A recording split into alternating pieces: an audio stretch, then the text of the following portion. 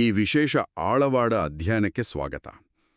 ಇಂದಿನ ನಮ್ಮ ಚರ್ಚೆಗೆ ನಾವು ತೆಗೆದುಕೊಂಡಿರುವ ಮೂಲ ಪಠ್ಯ ಸ್ವಲ್ಪ ವಿಭಿನ್ನವಾಗಿದೆ. ಅಂದರೆ ಇದು ಸಂಪೂರ್ಣವಾಗಿ ಜ್ಯೋತಿಷ್ಯ ಶಾಸ್ತ್ರ ಮತ್ತು ರಾಶಿಫಲದ ವಿಶ್ಲೇಷಣೆಯನ್ನು ಒಳಗೊಂಡಿರುವ ಮಾಹಿತಿ.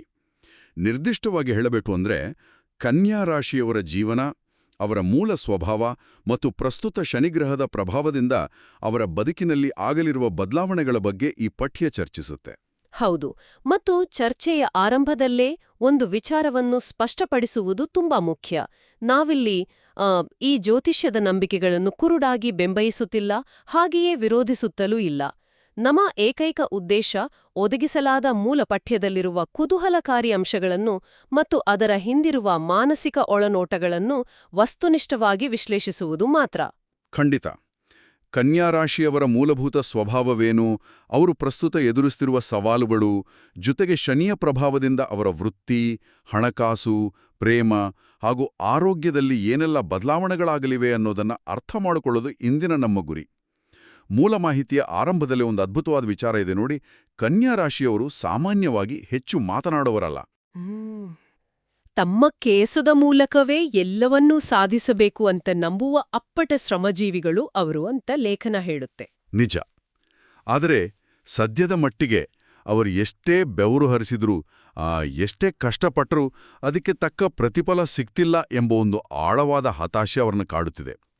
ಈ ನಿರಂತರ ಹೋರಾಟದ ಪರಿಸ್ಥಿತಿ ಈಗ ಹೇಗೆ ಬದಲಾಗಲಿದೆ ಅನ್ನೋದರ ಬಗ್ಗೆ ಪಠ್ಯದಲ್ಲಿರುವ ವಿವರಣೆಗಳು ನಿಜಕ್ಕೂ ನಮ್ಮನ್ನು ಚಿಂತನೆಗಚ್ಚುತ್ತವೆ. ಪಠ್ಯವು ಈ ನಿರಾಸೆ ಮತ್ತು ಹತಾಶೆಯ ಮೂಲವನ್ನು ಹುಡುಕುತ್ತಾ ನೇರವಾಗಿ ಗ್ರಹಗತಿಗಳ ಕಡೆ ಬೊಟ್ಟು ಮಾಡುತ್ತೆ. ಅದರಲ್ಲೂ ವಿಶೇಷವಾಗಿ ಶನಿಗ್ರಹದ ಸ್ಥಾನಪಲ್ಲಟವನ್ನು ಪ್ರಮುಖ ಕಾರಣವಾಗಿ ನೀಡುತ್ತೆ. ಒಬ್ಬ ವ್ಯಕ್ತಿ ತನ್ನ ಸಂಪೂರ್ಣ ಶಕ್ತಿಯನ್ನು ಮೀರಿ ಪರಿಶ್ರಮ ಹಾಕಿದ್ರೂ ಕನಿಷ್ಠ ಮನ್ನಣೆ ಕೂಡ ಸಿಗದಿರುವಾಗ ಒಂದು ರೀತಿಯ ಶೂನ್ಯ ಭಾವ ಕಾಡಲು ಶುರುವಾಗುತ್ತೆ. ನಾನ್ ಮಾಡ್ತಿರುವುದಾದ್ರೂ ಏನು ಅಂತ. ಹೌದು, ಇದಕ್ಕೇನಾದರೂ ಅರ್ಥವಿದೆಯಾ ಎಂಬ ಪ್ರಶ್ನೆ. ಜ್ಯೋತಿಷ್ಯದ ಚೌಕಟ್ಟಿನಲ್ಲಿ ಶನಿಯನ್ನ ಕೇವಲ ಒಂದು ಕಾಯ ಅಂತ ನೋಡದೆ ಒಬ್ಬ ಕಟ್ಟುನಿಟ್ಟಿನ ಶಿಕ್ಷಕ ಅಥವಾ ಪರೀಕ್ಷಕ ಅಂತ ಬಣ್ಣಿಸಲಾಗಿದೆ ಅಲ್ವಾ? ಖಂಡಿತವಾಗಿ. ಪಠ್ಯದ ಪ್ರಕಾರ ಆ ಕಠಿಣ ಪರೀಕ್ಷೆಯ ಸಮಯ ಈಗ ನಿಧಾನವಾಗಿ ಮುಕ್ತಾಯಗೊಳ್ತಿದೆ. ಕನ್ಯಾ ರಾಶಿಯವರ ಜೀವನದಲ್ಲಿ ಶನಿಯ ಅನುಗ್ರಹವು ಒಂದು ಹೊಸ ಭದ್ರವಾದ ಸ್ಥಿರತೆಯನ್ನು ತರಲು ಅಣಿಯಾಗುತ್ತಿದೆ ಅಂತ ಸ್ಪಷ್ಟವಾಗಿ ಉಲ್ಲೇಖಿಸಲಾಗಿದೆ. ಅಂದ್ರೆ ಈ ಬದಲಾವಣೆಯು ಕೇವಲ ಒಂದು ದಿನದ ಅಥವಾ ಒಂದು ವಾರದ ತಾತ್ಕಾಲಿಕ ರಿಲೀಫ್ ಅಲ್ಲ. ಬದಲಾಗಿ ಅವರ ಮುಂದಿನ ಹಲವು ವರ್ಷಗಳ ಜೀವನದ ದಿಕ್ಕನ್ನೇ ನಿರ್ಧರಿಸಬಲ್ಲಂತಹ ಒಂದು ಗಂಭೀರವಾದ ತಿರುವು. ವೃತ್ತಿ ಜೀವನದ ಬಗ್ಗೆ ಪಠ್ಯದಲ್ಲಿ ನೀಡಿರುವ ವಿವರಣೆಗಳನ್ನು ಆಳವಾಗಿ ಗಮನಿಸಿದರೆ ಈ ಕಠಿಣ ಪರೀಕ್ಷೆಯ ಸ್ವರೂಪ ನಮಗೆ ಅರ್ಥ ಆಗುತ್ತೆ. ಕನ್ಯಾ ರಾಶಿಯವರು ಕಳೆದ ಕೆಲವು ಸಮಯದಿಂದ ತಮ್ಮ ಕೆಲಸದ ಸ್ಥಳದಲ್ಲಿ ವಿಪರೀತ ಒತ್ತಡವನ್ನು ಅನುಭವಿಸಿದ್ದಾರೆ. ಹೌದು, ಬೇರೆಯವರ ಕೆಲಸದ ಜವಾಬ್ದಾರಿಯನ್ನು ತಾವೇ ಹೊತ್ತುಕೊಳ್ಳುವ, ಪ್ರತಿಯೊಂದು ಅಚ್ಚುಕಟ್ಟಾಗಿರಬೇಕು ಎಂದು ಹಂಬಲಿಸುವ ಅವರ ಆ ಪರ್ಫೆಕ್ಷನಿಸ್ಟ್ ಸ್ವಭಾವವೇ ಅವರಿಗೆ ಮುಳುವಾಗಿರಬಹುದು. ಇದು ಒಂಥರ ಟ್ರೆಡ್ಮಿಲ್ ಮೇಲೆ ಓಡಿದ ಹಾಗೆ. ಮೈಬೆವರು ಇಳಿಯುವಂತೆ ಎಷ್ಟೇ ವೇಗವಾಗಿ ಓಡಿದ್ರೂ ಕೊನೆಗೆ ನೋಡಿದ್ರೆ ನಿಂತ ಜಾಗದಲ್ಲೇ ಇರುವಂತಹ ಹತಾಶೆಯ ಭಾವನೆ ಯಾರಿಗಾದರೂ ಸಹಜ. ಆದರೆ ಈಗ ಪಠ್ಯವು ಒಂದು ಹೊಸ ಭರವಸೆಯನ್ನು ನೀಡುತ್ತಿವೆ. ಮುಂದಿನ ದಿನಗಳಲ್ಲಿ ಹೊಸ ಅವಕಾಶಗಳು ಹುಡುಕೊಂಡು ಬರಲಿವೆ. ಉದ್ಯೋಗದಲ್ಲಿ ಪದೋನ್ನತಿ, ಅಂದ್ರೆ ಬಹುಕಾಲದಿಂದ ನೆನೆಗುದಿಗೆ ಬಿದ್ದಿದ್ದ ಪ್ರಮೋಷನ್ ಸಿಗುವ ಸಾಧ್ಯತೆಗಳು ಮತ್ತು ಶ್ರಮಕ್ಕೆ ತಕ್ಕ ವೇತನ ಹೆಚ್ಚಳದ ಬಗ್ಗೆ ಲೇಖನ ಬಹಳ ನಿಖರವಾದ ಸೂಚನೆಗಳನ್ನು ನೀಡಿದೆ. ಈ ವೃತ್ತಿಪರ ಬೆಳವಣಿಗೆಯನ್ನು ಭೌಗೋಳಿಕ ಮಿತಿಗಳ ಆಚೆಗೂ ವಿಸ್ತರಿಸಿ ನೋಡ್ಬೇಕಾಗತ್ತೆ ನಾವು. ಅಂದ್ರೆ ಕೇವಲ ಪ್ರಸ್ತುತ ಕೆಲಸದ ಸ್ಥಳದಲ್ಲಿನ ಪ್ರಮೋಷನ್ ಬಗ್ಗೆ ಮಾತ್ರವಲ್ಲದೆ ಬೇರೆ ಕಡೆಯಿಂದಲೂ ಅವಕಾಶಗಳು ಬರುವ ಬಗ್ಗೆ ಪಠ್ಯ ಹೇಳ್ತಿದ್ಯಾ? ಹೌದು, ಕೆಲವರಿಗೆ ವಿದೇಶಿ ಸಂಪರ್ಕಗಳು ಬೆಳೆಯಬಹುದು ಅಥವಾ ದೂರದ ಊರಿಗಳಿಂದ ಅಂದ್ರೆ ಊಹಿಸದಂತಹ ಹೊಸ ಪ್ರದೇಶಗಳಿಂದ ಕೆಲಸದ ಆಫರ್ಗಳು ಒಲಿದು ಬರಬಹುದು ಎಂಬ ಕುತೂಹಲಕಾರಿ ಅಂಶ ಅಲ್ಲಿದೆ. ಇಂದಿನ ಗ್ಲೋಬಲೈಸ್ಡ್ ಜಗತ್ತಿನಲ್ಲಿ ಇದನ್ನ ರಿಮೋಟ್ ವರ್ಕ್ ಅಥವಾ ಅಂತಾರಾಷ್ಟ್ರೀಯ ಕ್ಲೈಂಟ್ಗಳ ಜೊತೆಗಿನ ಒಪ್ಪಂದಗಳು ಅಂತ ಅರ್ಥೈಸಬಹುದು. ವ್ಯಾಪಾರ ಮತ್ತು ವ್ಯವಹಾರದಲ್ಲಿ ತೊಡಗಿಸಿಕೊಂಡಿರುವವರ ವಿಚಾರಕ್ಕೂ ಇದು ಅನ್ವಯಿಸುತ್ತೆ ಅಲ್ಲ? ಹಳೆಯ ನಿಂತು ಹೋಗಿದ್ದ ಪ್ರಾಜೆಕ್ಟ್ಗಳಿಗೆ ಮರುಜೀವ ಸಿಗುವ ಮತ್ತು ಸಂಪೂರ್ಣವಾಗಿ ಹೊಸ ಬಿಸ್ನೆಸ್ ಡೀಲ್ಗಳು ಕುದುರುವ ಸಾಧ್ಯತೆಗಳಿವೆ. ಇವೆಲ್ಲವೂ ಶನಿಗ್ರಹವು ದೀರ್ಘಕಾಲದ ಹೋರಾಟದ ನಂತರ ತರುತ್ತಿರುವ ಭದ್ರತೆಯ ಪ್ರತೀಕ ಅಂತ ವಿಶ್ಲೇಷಿಸಲಾಗಿದೆ.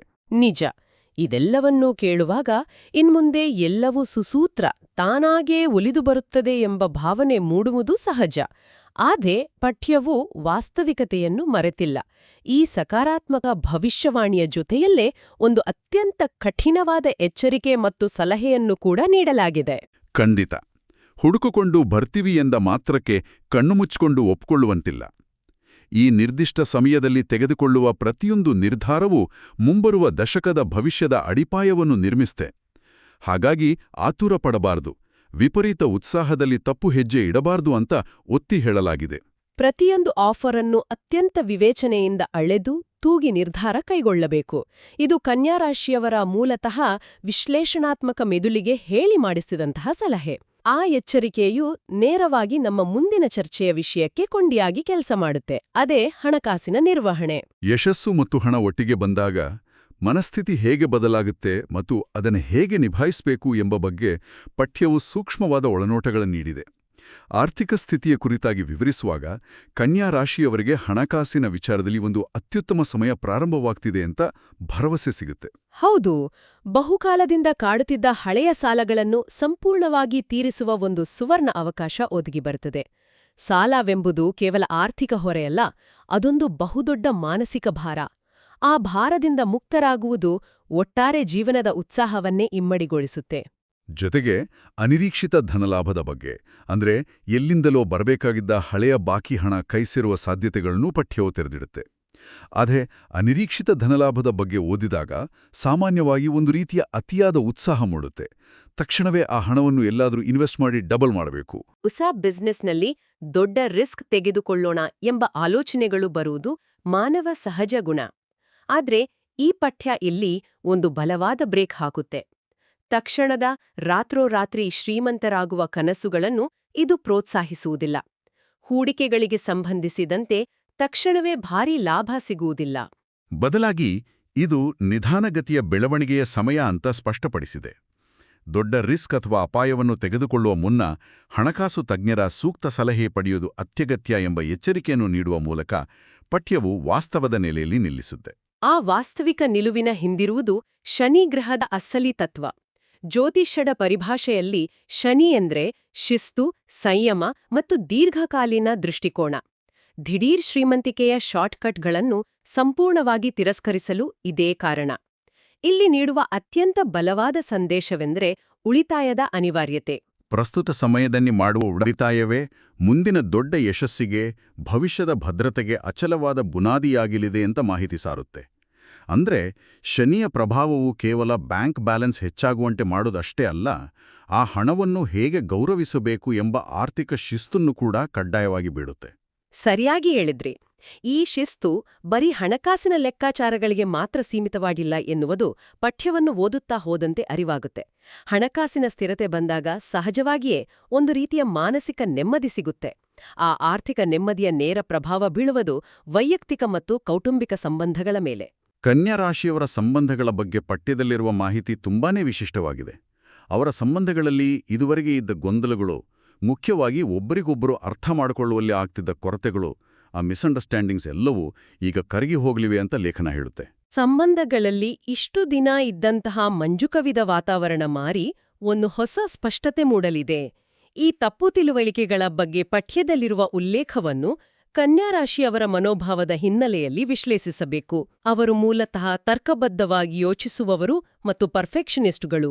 ಸಂಬಂಧಗಳಲ್ಲಿಯೂ ಪ್ರತಿಯೊಂದೂ ತರ್ಕಬದ್ಧವಾಗಿರಬೇಕು, ಎಲ್ಲವೂ ಅಚ್ಚುಕಟ್ಟಾಗಿರಬೇಕು ಅಂತ ಬಯಸುತ್ತಾರೆ. ಪ್ರೀತಿಯಂತಶ ಸಂಪೂರ್ಣ ಭಾವನಾತ್ಮಕ ವಿಚಾರದಲ್ಲಿ ಈ ತರ್ಕವನ್ನು ಹುಡುಕಲು ಹೋದಾಗ ಸಹಜವಾಗಿಯೇ ಸಂಗಾತಿಯ ಜೊತೆ ಸಣ್ಣಪುಟ್ಟ ವಿಚಾರಗಳಿಗೂ ಘರ್ಷಣೆಗಳಾಗುತ್ತವೆ. ಹೌದು, ಆದರೆ ಈಗ ಗ್ರಹಗತಿಗಳ ಬದಲಾವಣೆಯಿಂದ ಆ ವಿಪರೀತ ಪರ್ಫೆಕ್ಷನಿಸಂ ಸ್ವಲ್ಪ ಕಡಿಮೆಯಾಗಿ ಸಂಬಂಧಗಳಲ್ಲಿ ಒಪ್ಪುಕೊಳ್ಳುವಿಕೆ ಮತ್ತು ಹೊಂದಾಣಿಕೆಯ ಸ್ವಭಾವ ಹೆಚ್ಚಾಗುತ್ತಿದೆಯಂತ ಪಠ್ಯ ವಿವರಿಸುತ್ತೆ. ವಿವಾಹದ ನಿರೀಕ್ಷೆಯಲ್ಲಿರುವವರಿಗೆ ಇದು ಅತ್ಯಂತ ಫಲಪ್ರದ ಸಮಯ. ನಿಂತು ಹೋಗಿದ್ದ ಮಾತುಕತೆಗಳು ಮರಳಿ ಮುಂದುವರಿಯುತ್ತೆ. ಮತ್ತು ದಂಪತಿಗಳ ನಡುವೆ ಹೊಸದೊಂದು ಬಾಂಧವ್ಯ ಚಿಗುರುವ ಬಗ್ಗೆಯೂ ಬೆಳಕು ಚೆಲ್ಲಿದೆ. ಪ್ರೇಮ ಸಂಬಂಧದ ವಿಚಾರದಲ್ಲಿ ಮತ್ತೊಂದು ಅತ್ಯಂತ ಆಸಕ್ತಿದಾಯಕ ಅಂಶ ಅಂದ್ರೆ ಜೀವನದಲ್ಲಿ ಶಾಂತಿ ಮತ್ತು ನೆಮ್ಮದಿ ತರುವಂತಹ ಒಬ್ಬ ಹೊಸ ವ್ಯಕ್ತಿಯ ಪ್ರವೇಶವಾಗುವ ಬಗ್ಗೆ ಇರುವ ಉಲ್ಲೇಖ. ಇದನ್ನ ಕೇವಲ ಒಂಟಿಯಾಗಿರುವರಿಗೆ ಸಿಗುವ ಹೊಸ ಪ್ರೇಮ ಸಂಬಂಧ ಅಂತ ಮಾತ್ರ ಸೀಮಿತವಾಗಿ ನೋಡ್ಬೇಕಿಲ್ಲ. ಈ ಹೊಸ ವ್ಯಕ್ತಿ ಬದುಕಿಗೆ ದಾರಿದೀಪವಾಗುವಂತಹ ಓರ್ವ ಮಾರ್ಗದರ್ಶಕ ಅಂದ್ರೆ ಮೆಂಟರ್ ಆಗಿರಬಹುದು, ಅಥವಾ ಕಷ್ಟದ ಸಮಯದಲ್ಲಿ ಹೆಗಲು ಕೊಡುವ ಆಪ್ತ ಸ್ನೇಹಿತನ ಪ್ರವೇಶವೂ ಆಗಿರಬಹುದು. ಒಟ್ಟಾರೆಯಾಗಿ ಆ ವ್ಯಕ್ತಿಯ ಆಗಮನವು ಕನ್ಯಾ ರಾಶಿಯವರ ಆಂತರಿಕ ತಳಮಳಗಳನ್ನು ಶಮನಗೊಳಿಸುವ ಒಂದು ಔಷಧಿಯಾಗಿ ಕೆಲಸ ಮಾಡುತ್ತೆ ಅಂತ ಬಹಳ ಸುಂದರವಾಗಿ ವರ್ಣಿಸಲಾಗಿದೆ. ಇದೇ ಸಕಾರಾತ್ಮಕ ಅಲೆಯು ಕೌಟುಂಬಿಕ ವಲಯಕ್ಕೂ ವಿಸ್ತರಿಸುತ್ತೆ ಅಲ್ವಾ? ಖಂಡಿತ. ಕುಟುಂಬದಲ್ಲಿ ಇಷ್ಟು ದಿನ ಇದ್ದಂಥ ಬಗೆಹರಿಯುವುದೇ ಇಲ್ಲವೇನೋ ಎನ್ನಿಸುತ್ತಿದ್ದ ಸಣ್ಣಪುಟ್ಟ ಸಮಸ್ಯೆಗಳು, ಆಸ್ತಿ ಅಥವಾ ಜವಾಬ್ದಾರಿಗಳಿಗೆ ಸಂಬಂಧಿಸಿದ ಭಿನ್ನಾಭಿಪ್ರಾಯಗಳು ಈಗ ನಿಧಾನವಾಗಿ ತಾರ್ಕಿಕ ಅಂತ್ಯವನ್ನು ಕಾಣಲಿವೆ. ಮನೆಯ ಹಿರಿಯರೊಂದಿಗೆ ಇದ್ದ ಅಂತರ ಕಡಿಮೆಯಾಗಿ ಅವರ ಸಂಪೂರ್ಣ ಬೆಂಬಲ ದೊರೆಯುತ್ತೆ. ಇದರ ಜೊತೆಗೆ ಮನೆಗೆ ಸಂಬಂಧಿಸಿದ ಶುಭ ಕಾರ್ಯಗಳು ನಡೆಯೋ ಸಾಧ್ಯತೆ ಮತ್ತು ಎಲ್ಲಕ್ಕಿಂತ ಮುಖ್ಯವಾಗಿ ಹೊಸ ಮನೆ ಅಥವಾ ಹೊಸ ವಾಹನ ಖರೀದಿಸುವ ಯೋಗ ಕೂಡ ಒದಗಿ ಬರಲಿದೆ ಎಂಬ ನಿರ್ದಿಷ್ಟ ವಿವರಗಳೂ ಇವೆ. ಸ್ವಂತ ಮನೆ ಅಥವಾ ಜಾಗವನ್ನು ಖರೀದಿಸುವುದು ಮನುಷ್ಯನಿಗೆ ಅತಿದೊಡ್ಡ ಭದ್ರತಾ ಭಾವವನ್ನು ನೀಡುತ್ತೆ. ಇದು ಶನಿಗ್ರಹವು ನೀಡುವ ಬೇರುಗಳನ್ನು ಗಟ್ಟಿಗೊಳಿಸುವ ಪ್ರಕ್ರಿಯೆಯ ಒಂದು ಭಾಗ. ಇಷ್ಟೆಲ್ಲ ಸಕಾರಾತ್ಮಕ ಬೆಳವಣಿಗೆಗಳು ಭರವಸೆ ಮೂಡಿಸ್ತವೆ.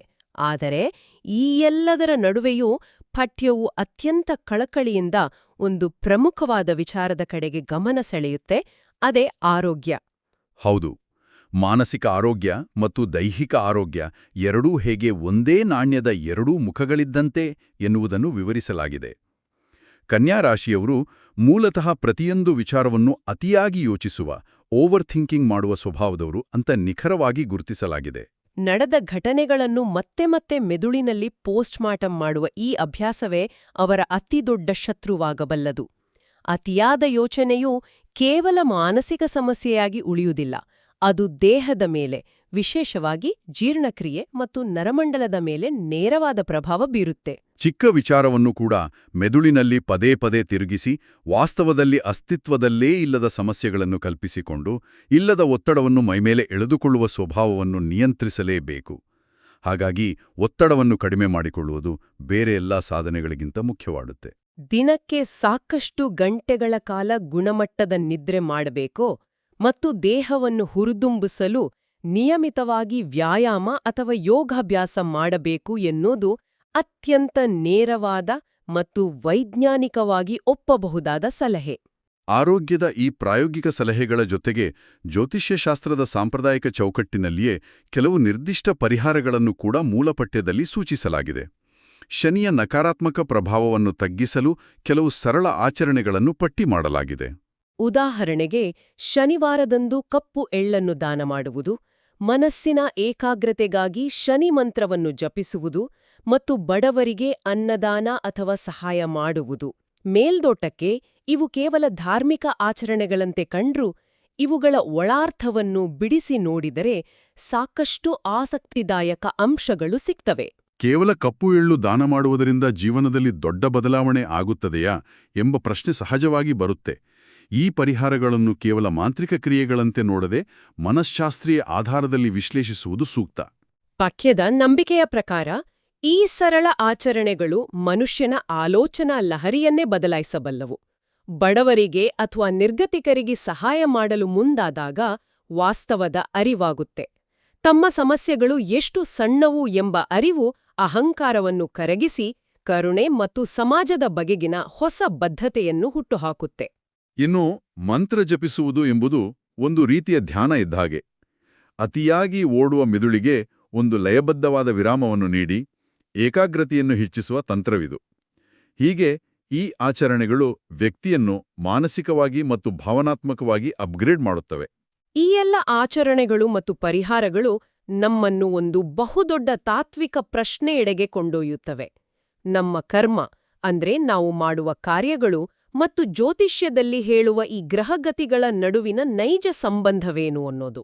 ಈ ಪ್ರಶ್ನೆಗೆ ಪಠ್ಯದ ಕೊನೆಯ ಭಾಗ, ಅಂದ್ರೆ ಭವಿಷ್ಯದ ಸಂದೇಶವು, ಒಂದು ಪ್ರಬುದ್ಧವಾದ ವಿವರಣೆಯನ್ನು ನೀಡಿದೆ. ಕನ್ಯಾ ರಾಶಿಯವರು ಇಷ್ಟು ವರ್ಷಗಳ ಕಾಲ ಪಟ್ಟ ಕಠಿಣ ಶ್ರಮ, ತ್ಯಾಗಗಳು ಕತ್ತಲೆಯಲ್ಲಿ ಕಳೆದು ಹೋಗಿಲ್ಲ. ಆ ಶ್ರಮದ ಬೀಜಗಳು ಈಗ ಮೊಳಕೆಯೊಡೆಯುತ್ತಿವೆ. ಯಶಸ್ಸು ನಿಧಾನವಾಗಿ ಆದರೆ ಶಾಶ್ವತವಾಗಿ ಅವರತ್ತ ಬರುತ್ತಿದೆ. ಎಂತಹ ಕಠಿಣ ಪರಿಸ್ಥಿತಿಯಲ್ಲೂ ಅವರು ಕಳೆದುಕೊಳ್ಳದಿದ್ದ ಆತ್ಮವಿಶ್ವಾಸ ಮತ್ತು ತಮ್ಮ ಕೆಲಸದ ಮೇಲಿದ್ದ ನಿಷ್ಠೆಯೇ ಅವರ ಅತಿದೊಡ್ಡ ಶಕ್ತಿಯಾಗಿ ಹೊರಹೊಮ್ಮಲಿದೆ ಅಂತ ಪಠ್ಯ ಬಹಳ ಹೆಮ್ಮೆಯಿಂದ ವಿವರಿಸಿದೆ. ಆ ಭವಿಷ್ಯದ ಸಂದೇಶದಲ್ಲಿ ಉಲ್ಲೇಖಿಸಲಾದ ಒಂದು ವಾಕ್ಯ ಇಡೀ ಪಠ್ಯದ ಸಾರಾಂಶವಾಗಿದೆ.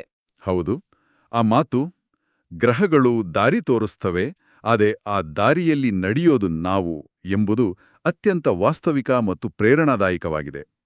ಎಷ್ಟೋ ಬಾರಿ ಜ್ಯೋತಿಷ್ಯವನ್ನು ನಂಬುವವರು ಗ್ರಹಗಳು ನನಗೆ ಎಲ್ಲವನ್ನೂ ತಂದುಕೊಡ್ತವೆ ಎಂಬ ನಿಷ್ಕ್ರಿಯ ಮನಸ್ಥಿತಿಗೆ ಜಾರಿಬಿಡ್ತಾರೆ.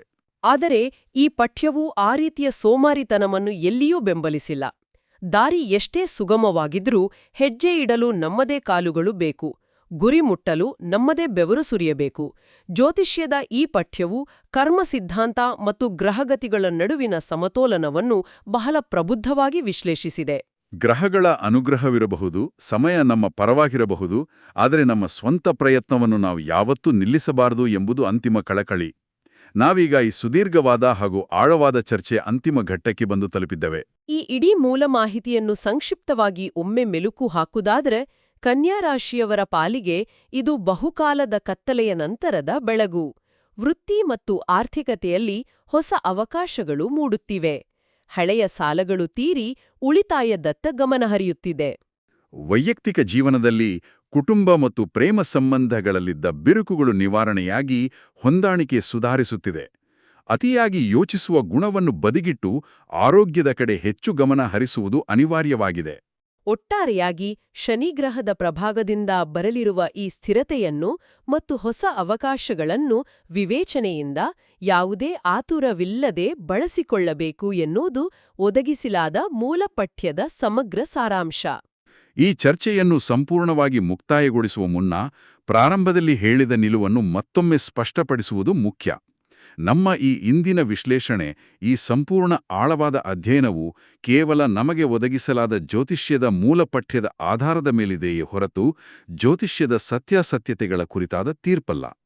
ಆ ಪಠ್ಯದಲ್ಲಿ ಏನೇನು ಉಲ್ಲೇಖಿಸಲಾಗಿದೆ, ಅದರ ಸಾಹಿತ್ಯಕ ಮತ್ತು ಮನಃಶಾಸ್ತ್ರೀಯ ಒಳಾರ್ಥವೇನು ಎಂಬುದನ್ನಷ್ಟೇ ನಾವು ಅತ್ಯಂತ ವಸ್ತುನಿಷ್ಠವಾಗಿ ಇಲ್ಲಿ ಬಿಡಿಸಿಟ್ಟಿದ್ದೇವೆ.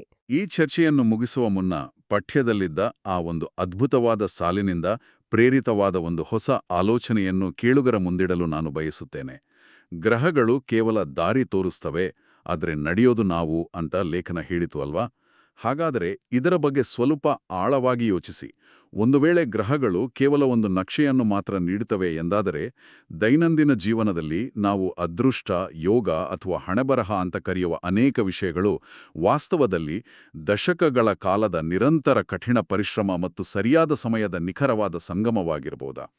ಜ್ಯೋತಿಷ್ಯವು ನಿಜಕ್ಕೂ ಭವಿಷ್ಯದಲ್ಲಿ ಏನಾಗ್ತದೆ ಎಂದು ನಿಖರವಾಗಿ ನುಡಿಯುತ್ತದೆಯೋ, ಅಥವಾ ಕಷ್ಟದ ಸುಳಿಯಲ್ಲಿ ಸಿಲುಕಿದಾಗ ನಮ್ಮದೇ ಸಾಮರ್ಥ್ಯದ ಮೇಲೆ ನಮಗೆ ನಂಬಿಕೆ ಮರುಕಳಿಸುವಂತೆ ಮಾಡಲು, ಜೀವನದ ಹೋರಾಟವನ್ನು ಮುಂದುವರಿಸಲು ಒಂದು ಅತ್ಯಗತ್ಯವಾದ ಮಾನಸಿಕ ಬೆಂಬಲ, ಒಂದು ಪ್ಲಾಸಿಬೋ ಎಫೆಕ್ಟ್ ಅನ್ನು ಮಾತ್ರ ನೀಡುತ್ತದೆಯೋ? ಇದು ಪ್ರತಿಯೊಬ್ಬರೂ ತಮ್ಮದೇ ಆದ ಅನುಭವದ ಹಿನ್ನೆಲೆಯಲ್ಲಿ ಉತ್ತರ ಕಂಡುಕೊಳ್ಳಬೇಕಾದ ಪ್ರಶ್ನೆ. ಈ ಒಂದು ಆಳವಾದ ಚಿಂತನೆಯೊಂದಿಗೆ ಇಂದಿನ ಈ ಅಧ್ಯಯನವನ್ನು ಇಲ್ಲಿಗೆ ಮುಕ್ತಾಯಗೊಳಿಸೋಣ. ಮುಂದಿನ ಬಾರಿ ಮತ್ತೊಂದು ಕುತೂಹಲಕಾರಿ ವಿಷಯದ ಆಳವಾದ ವಿಶ್ಲೇಷಣೆಯೊಂದಿಗೆ ಸಿಗೋಣ.